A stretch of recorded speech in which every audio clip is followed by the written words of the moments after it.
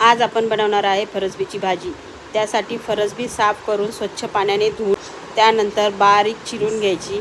इथे मी अर्धा किलो फरसबी घेतली आहे। अर्धा किलो फरसबीसाठी 2 मोठे कांदे बारीक चिरून घेतलेत। 8 ते 10 हिरव्या मिरच्या चिरून घेतल्यात। 8 ते 10 लसणाच्या पाकळ्या ठेचून घेतल्या। कढीपत्ता आणि टमाटा घेतला आहे।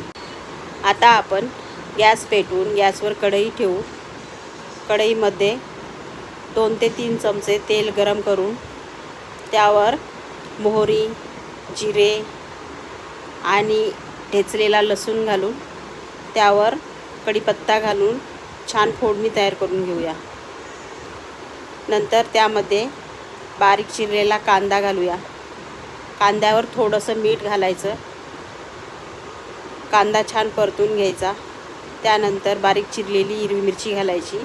कांदा मिरची छान परतून घ्यायची। त्यानंतर बारीक चिरलेला टमाटा घालायचा।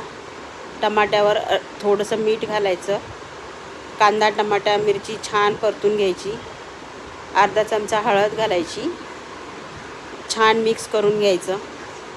त्यानंतर चिरलेली फरसबी त्यावर घालायची। मिक्स करून घ्यायचं। चवीप्रमाणे थोडंसं मीठ घालायचं। पुन्हा मिक्स करून घ्यायचं। त्यानंतर त्यावर झाकण ठेवून 5 ते 6 मिनिटांसाठी छान वाफ काढून घ्यायची।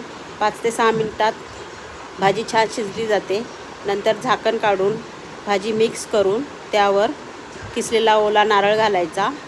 मिक्स करायचं। त्यानंतर बारीक चिरलेली कोथिंबीर घालायची। पुन्हा मिक्स करायचं। ही भाजी चपातीसोबत, भाकरीसोबत, डाळभातासोबत अतिशय छान लागते। गरम गरम भाजी प्लेटमध्ये काढून त्यावर कोथिंबीर घालून छान सर्व करायची।